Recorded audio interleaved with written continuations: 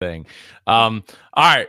Welcome everybody to Business Geeks Podcast. I'm your host, Super Joe Pardo, and today we are going to talk about how to go about getting more speaking gigs.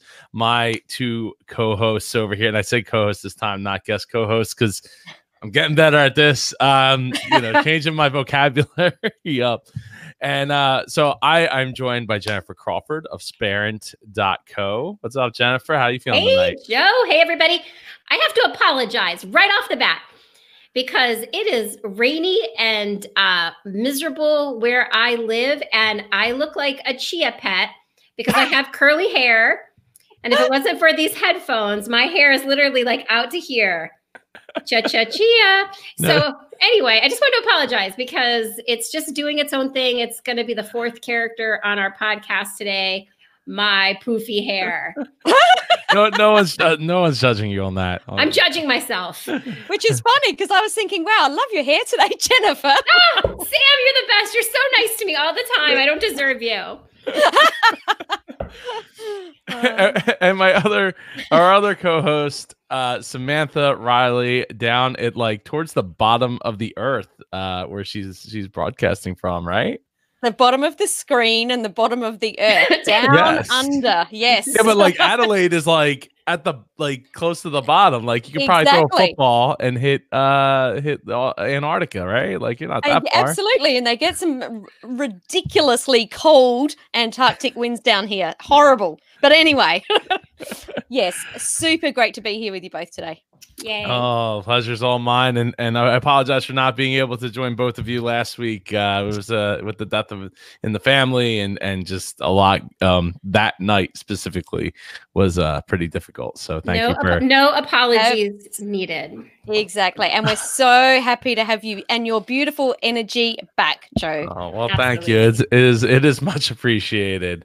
So all right, so we're going to talk about the getting of the speaking gigs, and we have a lot of different both opinions and takes on this because all three of us have run conferences that have had speakers, and at the same time we've all been speakers. So Jen, you've spoken, right? Like you've never spoken at MapCon, so it's not my thing. I mean, I do it. I just it's not a major thing on my bio yet.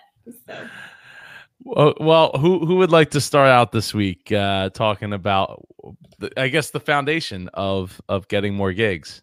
Well, I can jump in first because I think, and we talked about this before we started recording, is that a lot of people come out of the gate knowing that they need more speaking gigs to build their brand, to get more gigs, to get in front of more people, to speak from, a one-to-many perspective. And that's great. But they don't necessarily have any speaking experience. So what they do is they go out looking for these gigs without really getting the foundations right. And one of those things that people do is look at training on how to speak rather than thinking, how am I going to set the foundations and build this business or build this brand. So I think that the very first thing that people should look at is creating their own opportunities. And Jennifer, we spoke about this last week. We did. In that rather than going out and trying to get your first speaking gig at some huge conference with, and asking for a $10,000 fee, that maybe starting off in running your own meetups or running your own conferences or workshops is the best place to start, because not only do you get the experience, but you also don't have to worry about anyone pointing the finger when you make mistakes or, do things that aren't quite right. And guess what? 100% it's going to happen. Like, absolutely. It's a new skill set, right? Absolutely. Yeah. I mean, if you can't get a speaking gig, I mean, you can create your own. It's not hard. Meetup is what, $12 a month or something like that. Mm-hmm. You can start a meetup and speak at your own meetups. You can also book other speakers there. In terms of getting better, Sam, what do you think about Toastmasters? Do you have Toastmasters? You must. Yeah, we have right? Toastmasters. I've never done it. I know a lot of people that do it. I think that any opportunity where you can get in front of a group of people is not a wasted opportunity. So I think that Toastmasters is a great place to hone your skills in a setting where everyone else is at the same level as you, or everyone's starting out, so you don't have to worry about the judgment as much. Yeah, I agree. I like that. And I had a public speaking phobia. It was a real issue of mine, so it's probably why still today I don't really seek it out heavily, although I've come a long way. And the one thing that helped me so much was actually getting into improv, taking improv classes. And now I've been in an improv troupe for about 10 years. And it sounds goofy and silly, but it really got me over like stage fright and got me over that fear of looking or sounding foolish in front of strangers, because that's just kind of par for the course. And you do it with other people and you're having fun. And then once you've made a fool out of yourself a number of times on stage in front of people, then getting up and talking with regard to your business is much easier. So I highly recommend somebody trying out improv. And where can we find opportunities or find groups that do improv? Yeah, I would just Google improv classes, improv workshops in your local city. Improv is pretty much everywhere. So you'll be able to find a beginners, 101 class and jump in, and you'll probably like it. There are a lot of foundational elements of improv that translate seamlessly to business. Sounds exciting. Yeah. I've never done improv. Have you, Joe? You would be great at it. No, I have not. It like goes everything against the logical brain part. You would both be great. You would everyone. It's an art form for everybody. You would definitely be great. Fun. Sounds super fun. Sorry. I was no, you go ahead, on the Toastmaster side. Yeah, I've done Toastmasters a little bit, like a couple of sessions. I think it's great even if you're not trying to get speaking engagements for your business or anything like that. I think it's just great to have the opportunity to go and give a talk, organize a talk, give a talk, and get better at commanding like your meetings, or if you're climbing that corporate ladder, like wherever it is that you're at, like it's a great experience, especially if you don't have that experience at all. I think that it's an easy win. Totally.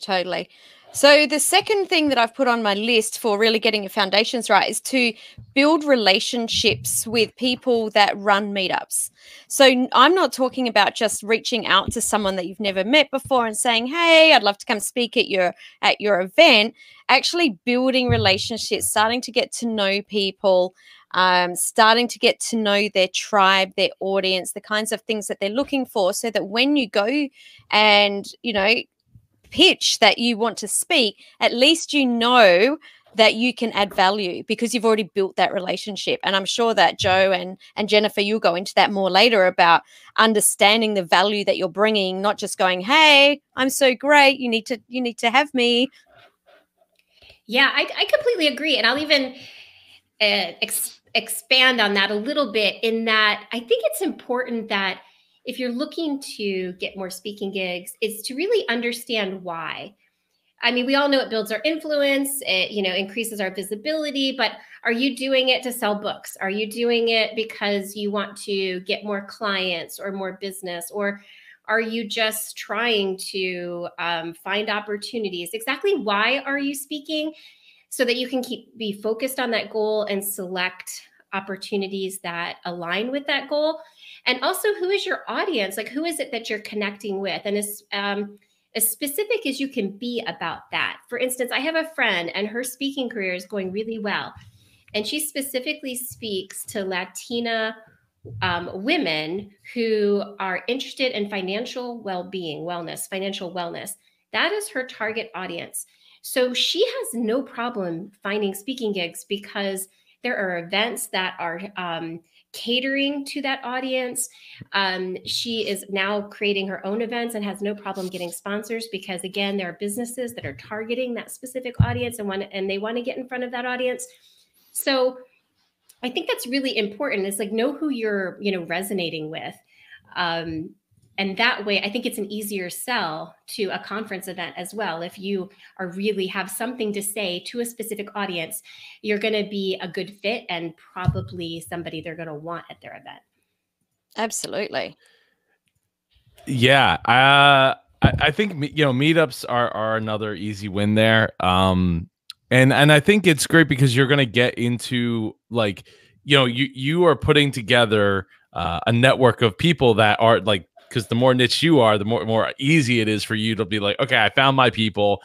We might not all agree on everything, but like we all agree that we are women and that we are Latina, and I can identify with that at the very least, at the bare minimum, when I go to that space. So yeah, I mean meetups I think are and they're plentiful, right? There's all kinds of meetups and they're all looking for that. I would even throw and lump into that like Rotary clubs because they're like literally meeting up like every week and they have to have a speaker at every single event. And I've spoken at a number of them and it's a great way to like cut your teeth and get those reps in to especially because it's such a diverse crowd. At Rotary clubs, there might be some young, and by young it might be like still like 40, and some old that are like 80, 90 years old. So it's a diverse crowd to be able to like go in and have that opportunity to just speak to more than like 2 people in front of you, right? Like at least you're gonna get to speak to maybe 40, 50, 100 people as I have. Yeah. Well, and I have a story, a real life situation, because you might be thinking, I just want to hit the ground running. I want to speak. I want to hit conferences. I want to hit big events. And you're thinking, oh, meetups, lame. No, totally not lame. And this is why. I run a meetup for podcasters in our area. I book speakers for that meetup. I booked a speaker. I got to see this person speak. Liked how she performed. I liked how the audience responded to her. I then booked her for a DC Podfest. She then got seen by a larger conference producer who was at my conference, and she got booked for a national conference. This was all in less than a year. So don't think it's not, and don't think it's a slow stepping stone. It can actually propel your speaking career pretty quickly. Particularly if you're fostering those relationships, you're professional, you're showing up on time, you're promoting the event, no matter how small, you're helping that organizer in some way, then you're going to be memorable in that respect. I mean, I don't know, it's like when I work with speakers, it's how they interact with the event professionally sometimes is of greater importance than how they perform on the stage. Could not agree more. That right there is a massive piece of gold, because as the event organizer, like there is so much work that goes into it. So if a speaker can interact with the audience and make it so that everyone that's at that event walks away going, wow, that was so good, then that's a massive win-win. Yeah. Absolutely. But they also got to make it easy for you as the organizer. Like I've had to deal with people that are like super prima donna and like everything's a problem, and they like I need this and I need that, and is this right? And like, come on, man, like or lady, like I'm dealing with like 25 of you or 30 of you, like I can't handheld. I was about to say handheld all of through that process, and it's so being able to be self-sufficient, being able to read all of the rules, being able to read the agreement that you were agreeing to, and then not later being like, oh well, I didn't know I was agreeing to that. Like, well, you didn't read. Like, absolutely right there. Like open your eyes. Be prepared, read the agreement, make sure you hand in your slides in advance by the date that the event organizer asks them for. Yes. Follow up. Yes. Sam, I think this is your wheelhouse entirely. I'd love for you to speak about how speakers should polish their personal brand online so that when people are considering you for a speaking gig, because they're going to check you out online before they ever make that final decision, how you can present well online. What are the things that you should be paying attention to? What do you think conference organizers and event organizers are looking for in their speakers when they check them out online? Perfect. Now, this is exactly what you just said. You've got to understand that people are Googling you whether you like it or not. Like they are. You just have to understand that straight up.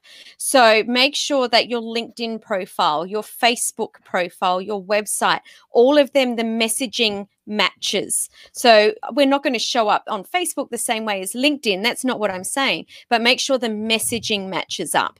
Make sure that the images and all of the different social media platforms and your website are the same, so that people straight away recognize you, because they won't remember you if you've got different images everywhere. They want to see the same person and instantly go, oh, yep, that's that person.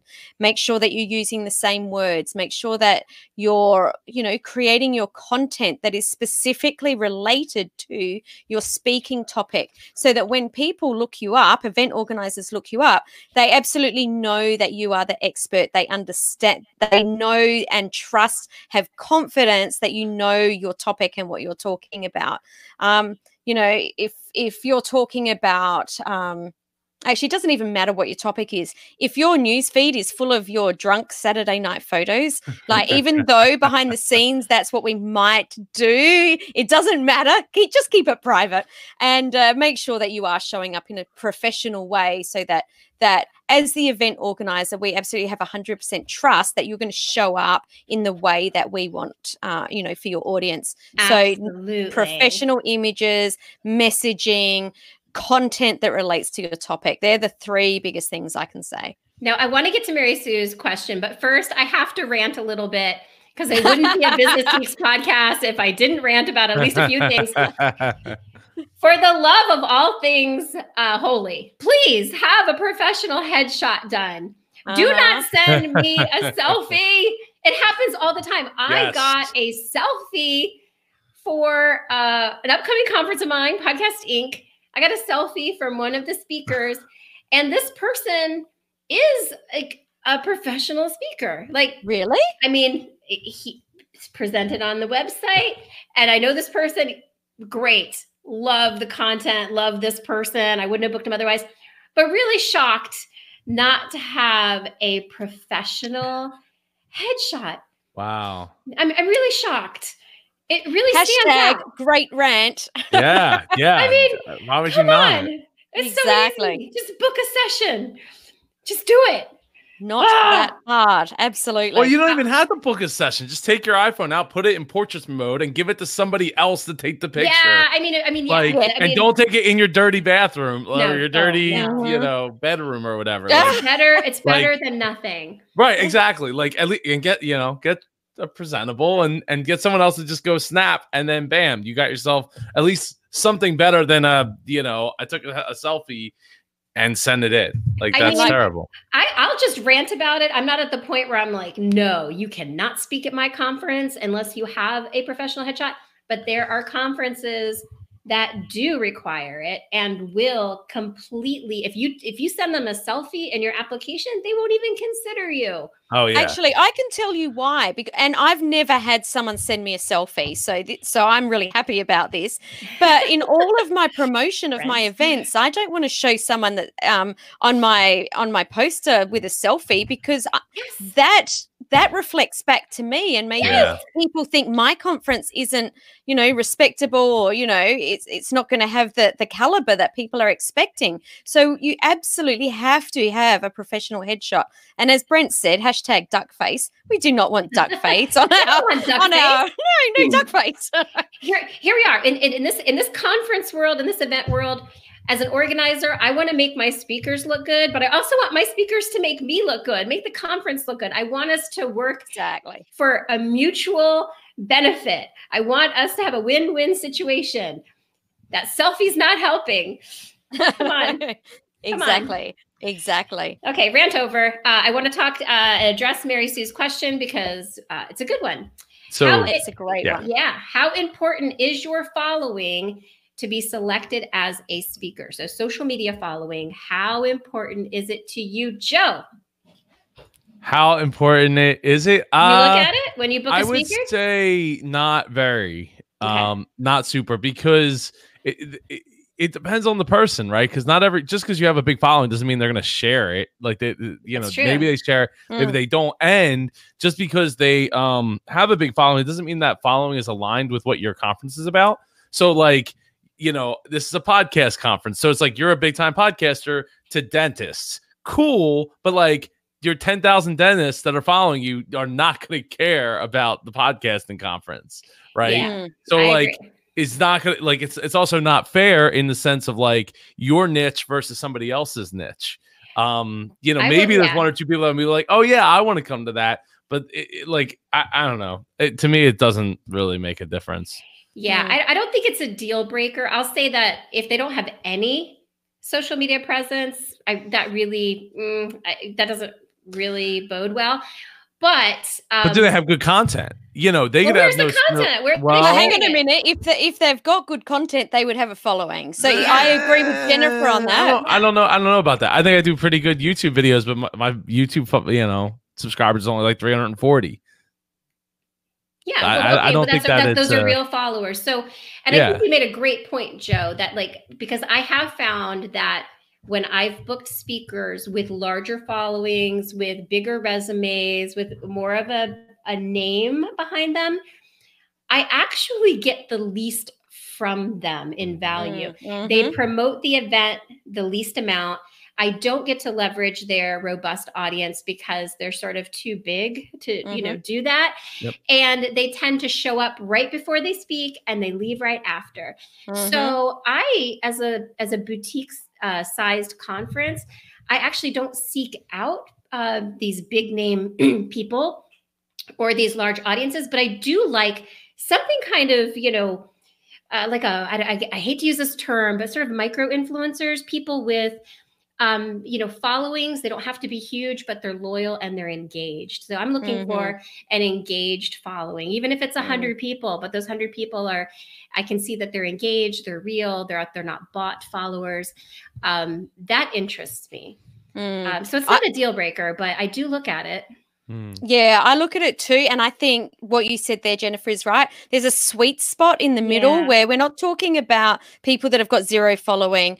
We're not talking about the really big speakers because they do not promote, but the people in the middle that have a clearly defined brand. They definitely have some sort of audience and they are highly engaged. Those people are fantastic. And I know going back a few years ago, I had a big name speaker reach out to me to speak at one of my events, and I turned him down, which he obviously wasn't expecting, and it hurt his ego, and he came back and said, I'll pay you whatever you want to be on your stage. And I still didn't take him because I knew what he was going to do was just come in, sell to all my people and walk out. And I want to protect my audience, and I didn't want to be a part of that. You did the right thing, because that's one of my pet peeves is a speaker that gets up there and tries to sell. Even though we, like Joe and I both, we communicate with our speakers that's no go. But I have to approve their slides and everything because they'll sneak it in. Those little sneaky snakes, they just can't help themselves. Well, it is a little bit tricky because we do speaking gigs to get something back for our business, but it's just how are we doing that? Are you coming straight out and saying, hey, here's my thing, buy it, rush to the back of the room? Or are you saying, hey, I'd love to stay connected, join my Facebook group, there's a lot of value in there, blah blah blah. It's still selling, it's just in a different way. So I actually am a big believer that we do need to give our audience the next step, because as a speaker, if we've delivered value, then if we just walked away from the audience, we'd be letting them down because we're not giving them the opportunity to continue on and take the next step with us. You're right. There is a healthy balance in there. Yeah. Well, you don't want them to be hard selling. I mean, but there needs to be some kind of step to like, hey, you can let's keep in contact and let's build from here. Because there's going to be a certain amount of people that want more out of it. Not everybody will, but what's an extra like 20 seconds on a 30 minute talk, 20-minute talk? Exactly. Right. Yeah. So what was the other point? Did you have any more points, Sam, that you had? No, because because Jen took it beautifully. It was about making sure that you have your personal brand in check, make sure that your messaging is clear and on point, and make sure that when you reach out to people that you're very clear in, this is what I speak on, these are my topics, and this is how I can add value to your audience. So, being very clear on that. Okay, I have a question for both of you, just an opinion. So you know how speakers that are on the speaker circuit, many of them have a signature talk. Mm-hmm. It's well rehearsed, it's well practiced, and no matter where you see them, if you see them from one conference to another conference, you see the exact same talk. Mm-hmm. The one where they've got the joke in exactly the same place, and you're like, it was funny the first time, but it's creepy the second time. Right, the second time is just weird. So I saw a speaker that fell into this category, and the first time I saw her, I was, oh, she's very impressive.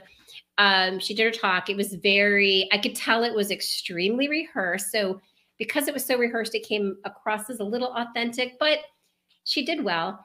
And then I was at another conference, same typical, similar audiences. It was women entrepreneurs. So I was at another conference with that type of audience in another state, and she's speaking again. And again, it's the exact same thing. And some of these people were also at that other conference because, we kind of go to these types of conferences. So what is your opinion?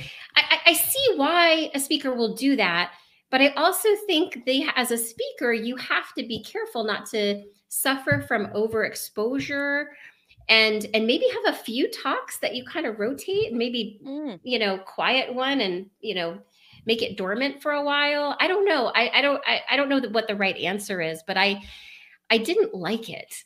I didn't like it. Like you said, it's creepy the second time. Yeah. I'll let you go first, Joe, because I've spoken a lot. So, Sorry, there's a couple ways to look at that, right? So one would be like a musician that's playing the same set list every night, right? Because they only have one album. So like maybe there's like one song that they played differently that, from a song they wrote prior to the one album. In the world. Right?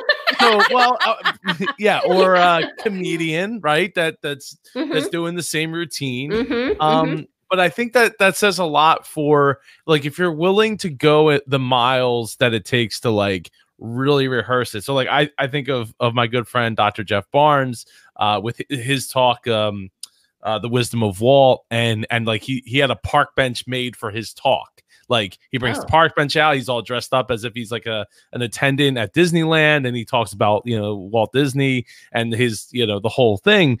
And I've watched that talk grow over the last 5 years, like from like being somewhat rehearsed and like the slides were somewhat professional to like everything to the T. Like he's got people paying him to ship the bench and stuff like that. Wow. So yeah, right. So because the bench is a big part. I mean, it's Walt has his own bench and it's part of the story and all that. But so I think if you're going through all that, like I would, if I was them, I would probably at least try, if I'm going to do one talk, I would have a few spots where I could either ad lib or have like 4 or 5 jokes that fit in that spot. So it's always at least a little different every time you see it.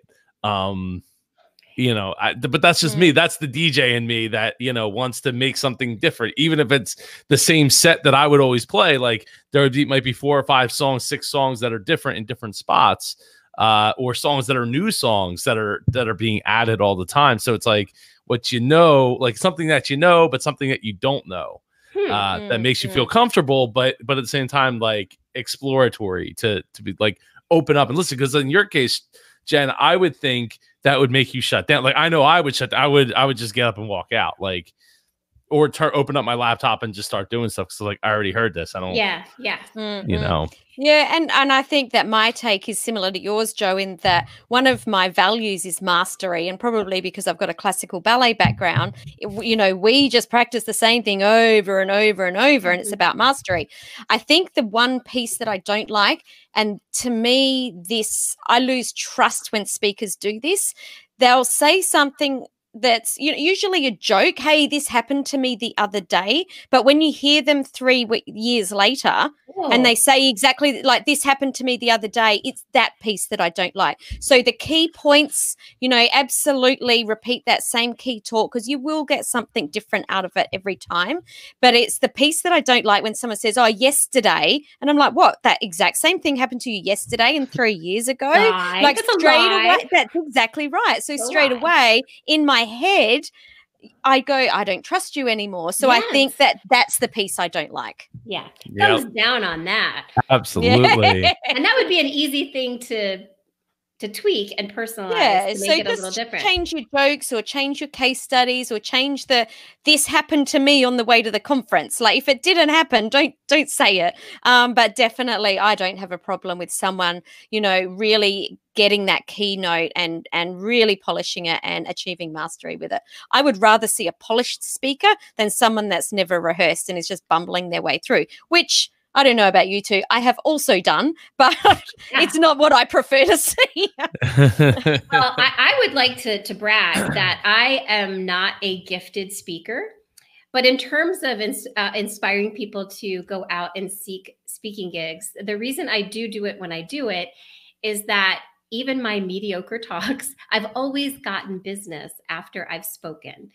So, and I'm not blowing the room away. I assure you, I didn't get a standing ovation, nothing like that. But, I'm putting something out there. And the fact is most people don't have the guts to get in front of an audience. Public speaking is one of our greatest fears as a people. It's one of it's proven. It's one of our greatest fears is public speaking. Most people will avoid it at all costs. So even if you get up there and you're not super gifted, you can reap the benefits of that. And the more you do it, the better you get. It's definitely something to get that mastery. You have to practice. Can I just add one thing in there? Because I did talk about the bumbling talk. And as you were speaking then, Jen, I thought actually, if I share this story, this might help someone. Always make sure that, and especially if you're a speaker, if you're nervous about speaking, which I thought it would be easier to die than to speak. Thank goodness I've gotten over that. But that was me 10 years ago. I'd rather die than speak. And one of my very first talks that I was hired for was in a corporate office up on the 42nd floor to a corporate group of area managers for a large bank. I got paid for it. I thought, this is the best thing ever. This is flashy, the marble floors. I'm like, oh, I've made it. This is so good. And what happened was half an hour in, all of these men in their fancy suits and shiny shoes started leaning back in their seats and crossing their arms. They weren't open to what I was talking about.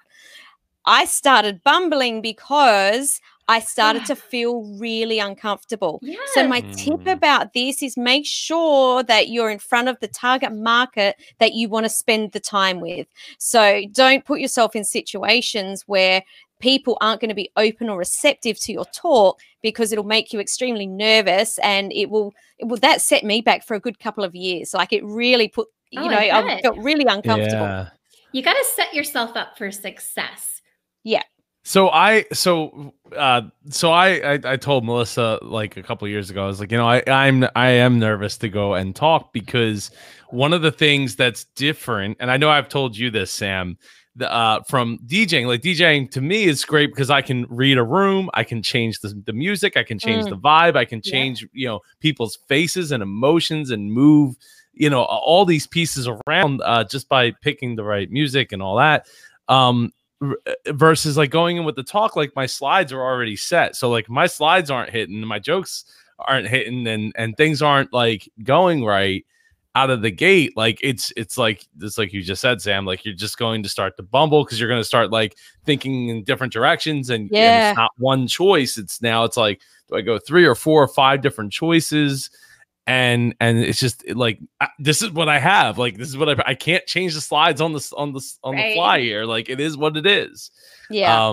And so that's why maybe sometimes it's better to have less slides or slides that are more open-ended, so that you can fill in the blanks and build that story without having to, and change the story or use a different example or something like that without having to like, well, the picture I have is a picture of a chicken, and like you guys clearly are all like PETA, friends of PETA, so it's not exactly. Yeah. You know what I hate that happens when I speak, and it happens every single time, and I can't help it, and it's so embarrassing, but whenever I speak, my legs shake, like they tremble, because there's just like that adrenaline. And even when I'm not like crippled, like my nervousness is not crippling me, I can still string some sentences together. I can't keep my leg from shaking. And there are times when I know it's visible, and I don't like that people can see that, because I'm thinking, I'm making them uncomfortable if they think that I'm uncomfortable. So I don't know. I've never found any tips to keep like that specific like physical reaction from happening, but it's a little embarrassing. I don't like it. I mean, walking around is that like, gotta be like pacing, if that's yeah. Yeah, but you don't want to do like the I remember one of my teachers back in high school was talking about like politicians talking on TV, and like every 20 seconds their hands went up. So like, and then, like her husband, she's like, my husband was sitting there and counting 1, 2, 3, 19, 20. Oh, there goes the hands again. Like it's like a tick. Like they can't help it, or they're just like, I need to make sure I move my hands to make me seem more approachable or likable or something. I think there's nothing wrong with being nervous. And in actual fact, I know that from my dance background, we always knew that it was bad luck to not be nervous. I remember the one and only time I wasn't nervous when I went on stage. I just was in this comfortable place and just didn't bring it. So being nervous is normal. And I know I was reading one of Tony Robbins' books, I can't remember which one, where he was saying he still gets nervous before he goes on stage. And I'm like, if Tony Robbins can get nervous, so can I. I think you're right. There is a healthy degree of nervousness. Like there is a degree of nervousness where I'm like, this is good nervous. This is like, I'm ready to go. Like I'm amped. I'm, let's do this kind of nervousness, where it's just kind of like your energy is like vibrating a little higher than normal. I know that sounds kind of woo woo, but I think people get that. But then there's that crippling nervousness, which is that's a whole different level, where you're like gonna, you feel like you're gonna throw up. Well, what's the word? Physiologically. Yeah, that's it. Yeah, like physiologically, that fear and excitement is exactly the same. So it's just about flicking that in your head and saying, hang on a minute, I'm not nervous, I'm so excited. So, it's about being able to control your emotions. Yeah, definitely. I would also say that if you're not nervous, then you're probably not pushing yourself hard enough, because you're just like going through the like you just like, I know this talk so well, like I could just deliver it in my sleep, and that's okay. And I also think there's something to be said for like overcompensating, because like you're the bigger the audience, the bigger your hand motions are supposed to be, and the bigger you're supposed to pace, and everything needs to be bigger because the stage is bigger.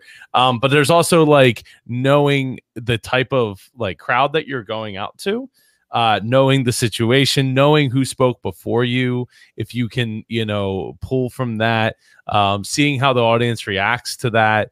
Like there's so many things that you can do to like get more comfortable with the fact that like I'm about to go out and talk to all these people, and they want, for the most part they want to hear you, because if they didn't, they would just like walk out of the room, right? Like absolutely. And not only do they want to hear you, but they also are rooting for you. Like nobody wants you to get up there and fail. I mean, one thing that I do is I sort of scan and look for the friendly faces, because they're always there. They're always like people that are smiling, like and making eye contact with you. And for some reason, like they're like my anchors. And I'll talk to those 2 or 3 people that are really, I think, really trying to communicate a positive message to me. And I try to be that person in the audience for people too, because I so appreciate it when somebody makes eye contact. They're not looking at their phone. They're not looking bored. They don't give that body language that you experienced at that one event, Sam. Like I really appreciate when people do that. And So I try to do that for other speakers as well, because why not? Like, Yeah. we don't want each Like, other get to the fail. claps. Exactly. Clap Give extra the loud. energy back. Yeah, no, definitely. Yeah, totally. But you don't. But the other thing is, it's hard to sometimes assume that just because somebody folds their arms and sits back doesn't mean that they're not listening and not taking it in. Everybody has their own way of expressing. Some people like lean in, and some people like lean back. Some people, will sit there and like flick a pen around in their fingers, like. Some people will listen and they'll still be on their phone. Like, you don't know that they're listening, but they, it's hard to tell sometimes. But it is. But again, that goes back to like, is there 1,000 people in the room and like a handful of those people are doing it versus like, is there 10 people in the room and every single person is doing that? Totally. I think that's a great point, Joe. Don't assume the worst, because in the days of social media, a lot of people are tweeting quotables from speakers. And so they'll be looking down at their phone and sharing the wisdom that you're putting out there on social media. But it might look like you said, it might look like they're checked out of your talk, but they're actually really engaged. It just is not maybe obvious. Totally. So that's all good. I want to congratulate Lou. He let us know that he is going to be speaking at a national gathering of campus presidents next week, right before PodFest. Lou, that's amazing. Done, Lou. That's campus awesome. Presidents, that's pretty big. I mean, that's campus awesome. Presidents are a big deal. Yeah. So for us to round out this topic, guys, I'd love we got other segments to get to. Absolutely. And this episode is about getting more speaking gigs from the perspective of a conference organizer. Maybe you can help people to really understand what is it that you're looking for, so that people can really make sure they're putting their best foot forward. Yeah, absolutely. Go ahead, Joe. You want to start? What can they do to make sure that they're putting their best foot forward? Yeah. So if I want to come and speak at independent podcast conference, what can I do to make sure that you go, wow, I have to have Sam speaking at my conference? Answer all the questions properly. Don't put down topic of talk, the name of my podcast. Don't include a selfie or a picture of you wearing a mask in your in your submission form. Be somewhat responsive to emails. Be somewhat actually open the emails if I'm sending it to you. You know what I mean? Like, there's so many people that just never got back to me. So you understand like I said, what you're getting into. Like, so many times the people will be like, well, if I'm going to be a spotlight speaker and only get like a 60% discount, well, then I'm not interested in coming. And it's like, oh, okay. Like, there's plenty of other people behind you. It's not the other, just, communicate back with me and let me know so I can make it, make the adjustments that I need to make. But, I would say, putting your best foot forward. If it's calling for one topic per submission, do one topic per submission. Don't try to put in 3 of them and then make me look stupid later when I like, okay, that looks good, but I didn't realize that like there was no commas in that, submit that area of submission. So then I post it and I'm like, well, which one was it? I don't know. Like, I didn't even realize it was 3. I just read the first one and like, okay, yes.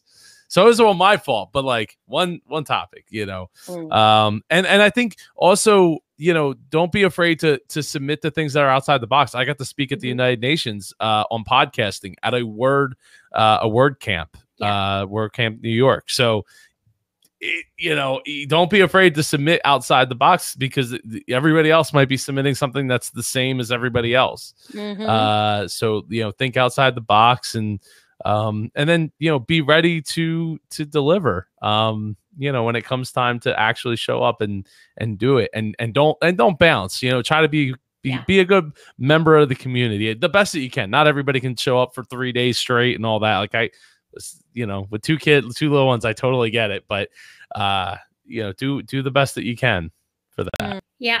I look for fresh voices, fresh perspectives, people that have some experiences that might be a little different. With a smaller conference, I feel like we can take some risks on people. I still look for that consistent branding on all the platforms and professionalism. I definitely look for that.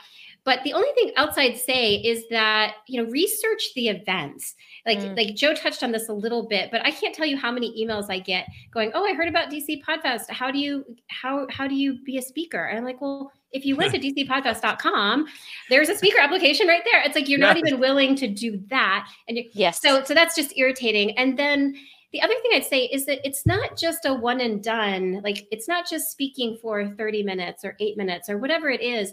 Think of it as a long-term relationship, because conference organizers know other conference organizers. Mm-hmm. Joe and I know each other. We know Chris Kremitzos. We know Jared Easley. I know other people who produce events unrelated to podcasting. When you are a speaker and you show up professionally and you are a team player, like in other words, like you promote, you show up on time, you stay, you post promote, you give us a testimonial, you do all of these things that make us want to work with you. We're going to think of you for the next conference. We're going to write you a testimonial. We're going to refer you to other conference organizers. We're going to think of you when we have other opportunities arise. So you have to think of it as a long-term relationship and put your all into it, even if you're not getting paid, even if it's a small conference or an event. So that's what I look for. I look for people that are really invested in the experience. 100%. Yeah.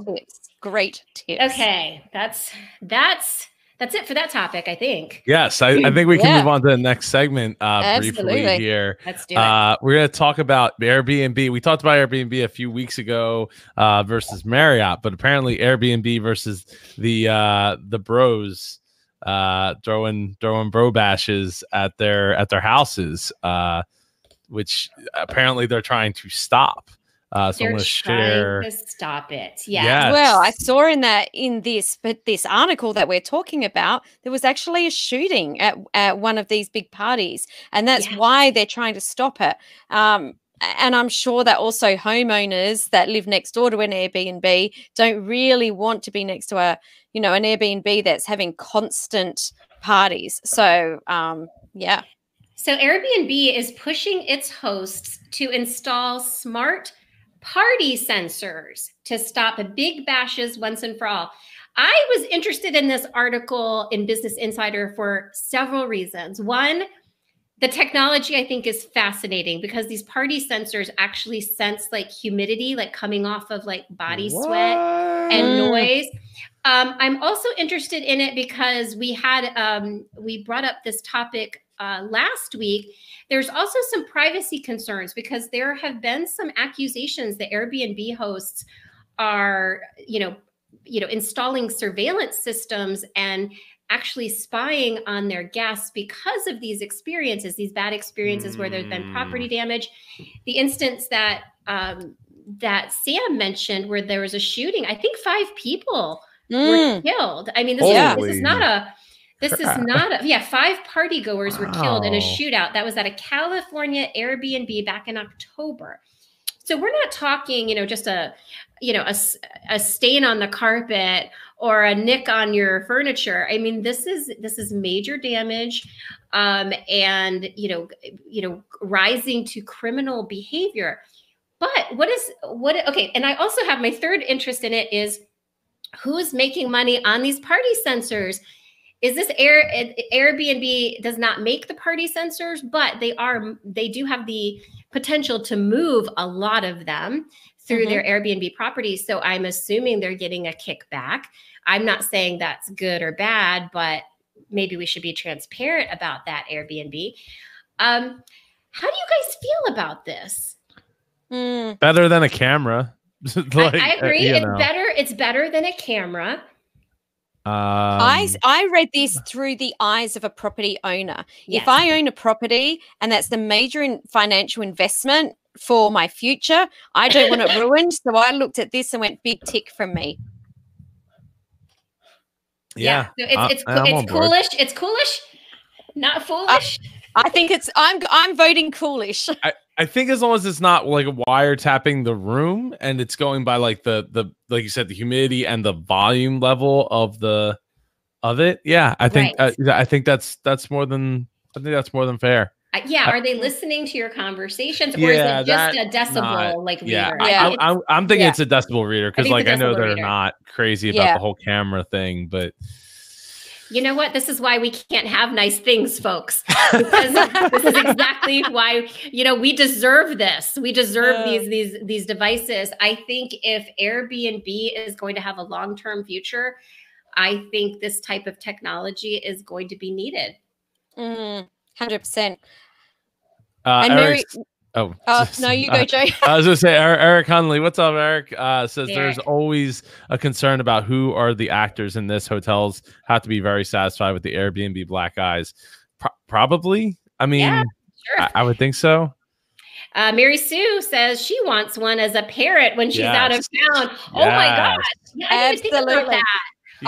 You can move like a cheap, $100, boop. I put it up in the living room or something. Yeah. I bet my parents wish they had had one back in the day because I was a naughty teenager. I just wonder how sensitive they are. Like if you turn on the jacuzzi or you have a hot bath, is it going to be sending off this sensor and there's going to be the Airbnb police showing up? It actually doesn't. I saw this actually quite a few months ago in a home renovation episode that was done in Palm Springs. Because this particular house had a lot of expensive furniture in it, it was a retro house, they actually installed these, and it's not going to be set off just by normal music or just a family, but as soon as it reaches a certain decibel level, which isn't possible when it's just a few people around, it won't go off. So I'd already seen this, and I think it's a fantastic idea.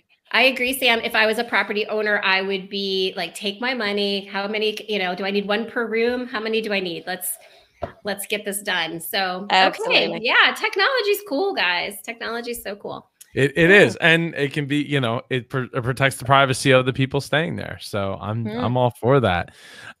So who wants to kick off Grind My Gears this week? I'm gonna be quiet. I don't know if we have time for all three of us have one. I do have one this week, I think for the first time in quite a few episodes. And I've chosen this one because it matches today's topic perfectly well. And this one really grinds my gears. And I promise I won't get all crazy. And I want to present this as a learning opportunity for our listeners and our viewers so that they don't do this. But I absolutely get so hot under the collar when people reach out to be on my podcast and it's clear they haven't researched my show, researched my audience, listened to my show. I'm not talking about subscribing and listening to, 10 episodes end to end, but at least just tuning in and listening to the vibe of the show and then reaching out in a personal way. I know a lot of podcast hosts have, a lot of trouble getting guests. I have the opposite problem. I'm sending out daily emails saying, I'm sorry, I can't take you. But it would just make it so much easier if you just did a bit of research. In other ways, it makes it so easy for me to say no thanks because I can see that they're not a fit because they just haven't researched. So people, do your research before you ask for an opportunity, please. Pretty please. Yeah. Yes. The guy who invented copy and paste recently died, and I'm sad about that. Yeah. But these people are abusing his invention. Absolutely. I don't think it was meant for this. I've had emails that say, hi, Angela. I've had things, dear podcast host. I mean, I've had it all, man. Who's Angela? Hashtag, who's Angela? Who's Angela? Oh, God. I'm so mad. Okay. Everybody calm down. Okay. Here you go. Hey, Joe, I came across your podcast title and instantly loved it. I like the style of conversations, the questions asked, and the kind of experts you bring on the show. Instant subscriber here. I also know a lot of people that would love to listen to your show. A lot, you say. I mean, and it goes on and on from there, but yeah. But it's just hilarious to see podcast title. Podcast title. Yep. Just know. Yeah. Eric knows what we're talking about. Eric knows what we're talking about. Exactly. Your podcast host. endless stream of people. Yeah, so that's a thing. All right, so then we'll just move on to the one cool thing. I mean, I got a really cool thing. Oh, you go then, Joe. Yeah, we go, can't Joe. wait. No, Yeah, you always have the cool things. I do have the cool thing. So for all those that know me, know that I've been for the last 4 years have been driving my Audi S3, and I absolutely love and adore the car, but I didn't love and adore it enough to pass up on a Chevy Bolt, a 2020 Chevy Bolt. So for anyone who doesn't know, it's an electric vehicle, 260-mile range. And basically it's awesome. Like, yeah, it's not the Audi that I love, but in a lot of ways it's a lot better than the Audi that I love. So traded it in, and I have been absolutely like enthralled with the idea that like I don't have to go to a gas station anymore. That's cool. Oh, that's the coolest bit. Or a petrol station. Is that a petrol station? It is a petrol station. Joe, can I just take a moment to thank our audience for the podcast money that has allowed you to purchase a 2020 car this year? Thank you all who are making that car payment possible. We appreciate your financial support. And Joe's carbon footprint is shrinking before your eyes. Absolutely. A little bit. Congratulations on your new family member, Joe. Thank you. Ava I named it, and Ava blessed it. Eevee is the name, like the Pokemon, because it's it's Eevee, electric vehicle. We get it. But yeah, so it's really like it's so cool, so fast too. Like, it's not as fast as a Tesla. I also like to thank not to just thank the people that have been financially backing this show. I have to thank GM for the generous instant rebate that they gave of $8,500. The state of New Jersey for $5,000 in cash and 0% sales tax, and the federal credit of $1,875. So like, thank you, because without all of you, there is no me getting this car and shrinking. Oh my goodness! So GM is not my friend, because Down Under, they just announced last week that they are not supplying our country with Holdens anymore. So that's probably why you've got your benefit, because it's all been cut down here. Jeez. Very sad time down here for Australians. That is sad. The fire's still going on. That's a quick update down there. We don't hear about it anymore. It's all coronavirus. No, pretty much out. Yeah, it's all good. I mean, lots of mop up, but yeah. That is good to hear. I do not have a new car. I'm just banking my riches, saving up for an island. That's as long as we can come and record from the island, we're okay. We're okay with that, aren't we, Joe? Absolutely. That's the future. The future is island. Yeah. Excellent. Love it. What's your one cool thing, Jen? Do I have time? I don't know. We got a few minutes. Come on, guys. Yeah. I don't know if it's cool. I just found it today. Go to agent.growthtools.com. It's related to our topic. So far, I'm happy with it. What it does is it allows you to search for conferences and events where you might be able to find speaking opportunities, and you can search by geographical area or internationally or nationally, and also by topic. So our audience type, I guess I should say by audience type. And it lists them in a nice list, and it gives you a button for details, and you can save any conferences that you're interested in into a list so that you can refer back. Anyway, it's I played around with it today to make sure that the information, the data that was populating was current, and it is, and it appears to be accurate. It was free. You do have to sign up for an account, but it didn't cost me anything. So check it out. It's called Agent, but the site is agent.growthtools.com. Yeah, in partnership with Speaker Lab, which is this guy right here, Grant Baldwin, who I've had on my show and are friends with on Facebook. Okay. Yeah. Is that good? Cool guy. He's cool, right? He's a good guy. Yeah, he's a good guy. That's my cool Really thing. Yeah, that is super cool. That's a cool Small one. world.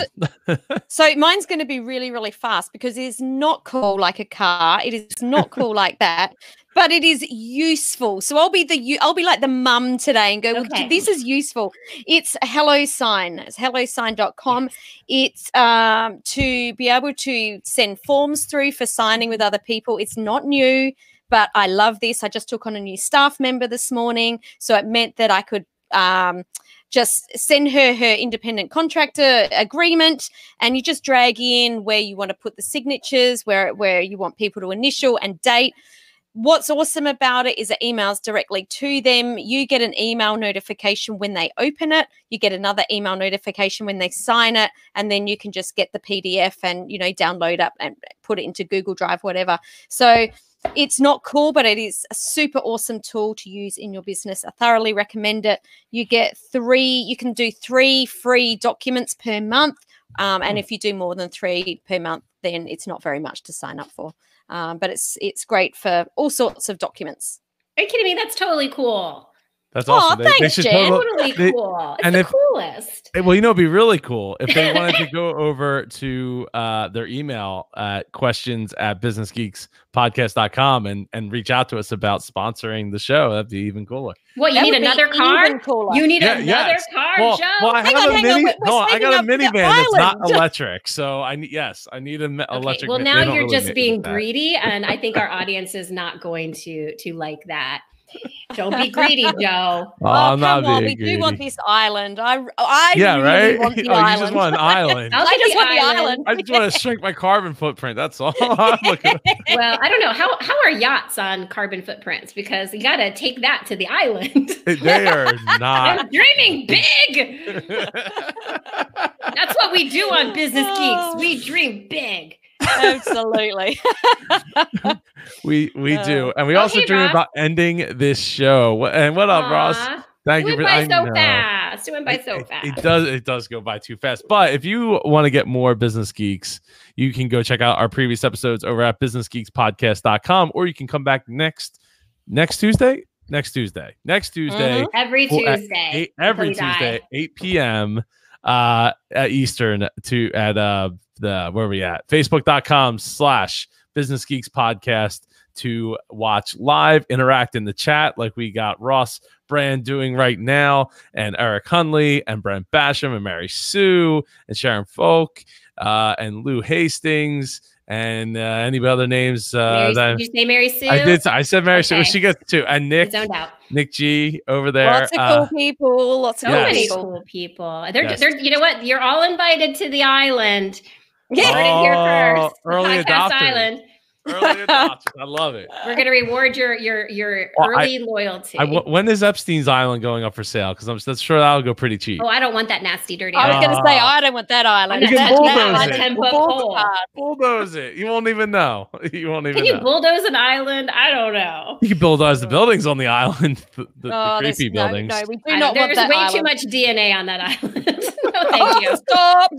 All right. Well, with that said, I hope everybody has an amazing week. And we have to figure out what our topic for next week is, but we will do that right after I hit the stop button. Everybody, take care. Yeah, bye.